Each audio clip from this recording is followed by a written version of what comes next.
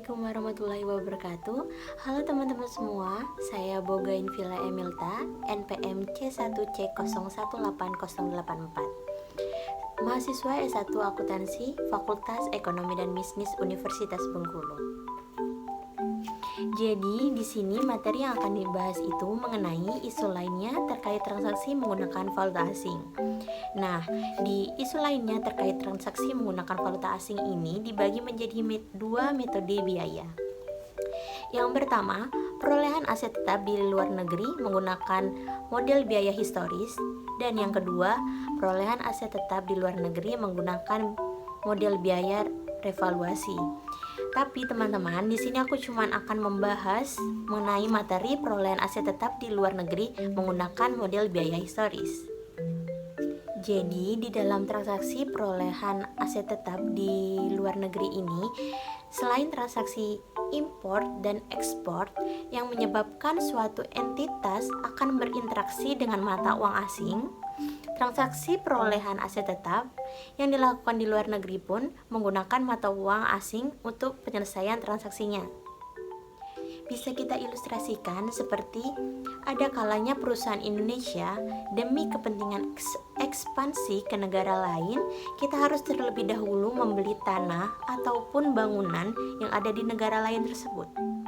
Selanjutnya, mengenai perolehan aset tetap di luar negeri menggunakan metode biaya historis. Nah, di perolehan aset tetap di luar negeri menggunakan metode biaya historis ini, berdasarkan PSAK 16 Revisi 2011 dijelaskan bahwa pengukuran awal aset tetap menggunakan biaya perolehan, di mana biaya perolehan ini yang mendominasi mata uang asing dan perlu ditranslasikan ke dalam mata uang fungsional entitas menggunakan kurs spot yang berlaku pada tanggal transaksi tersebut. Selanjutnya, pada saat tanggal pelaporan, entitas perlu mengukur nilai dari aset tetap tersebut menggunakan kurs penutupan.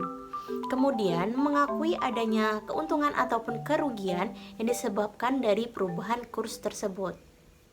Selanjutnya, ada satu ilustrasi yang bakal aku jelasin ke teman-teman semua. Nah, teman-teman, ini contoh ilustrasi dari perolehan aset tetap di luar negeri menggunakan metode biaya historis.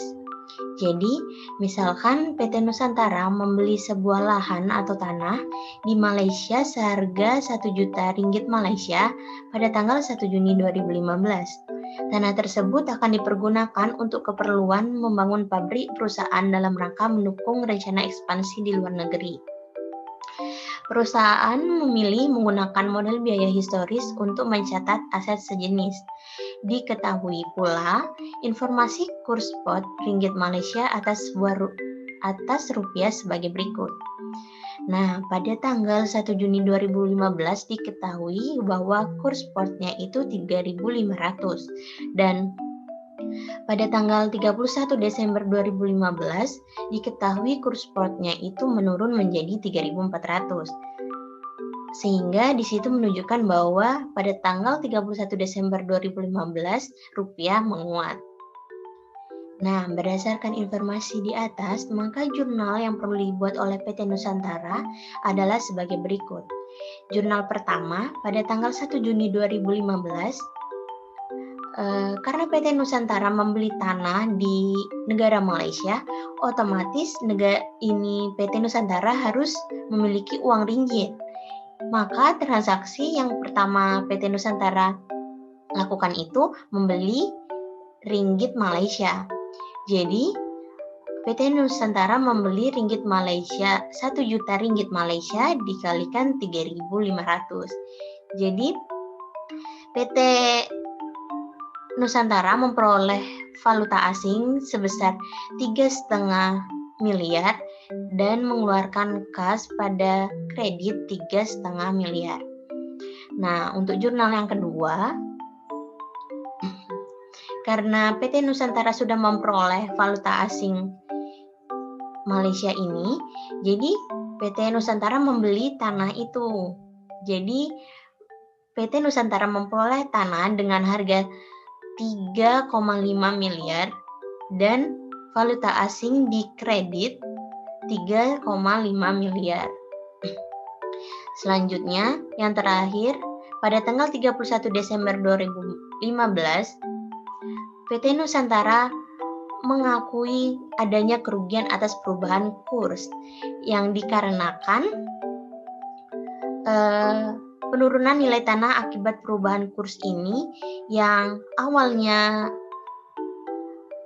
kursnya 3.500 menjadi 3.400 yang menunjukkan bahwa rupiah itu sedang menguat. Jadi, jurnalnya kerugian atas perubahan kurs di debit 100 juta dan tanah pada kredit 100 juta.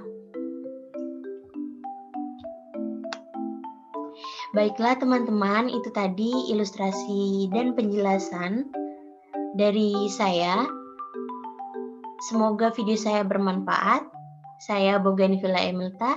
Assalamualaikum warahmatullahi wabarakatuh.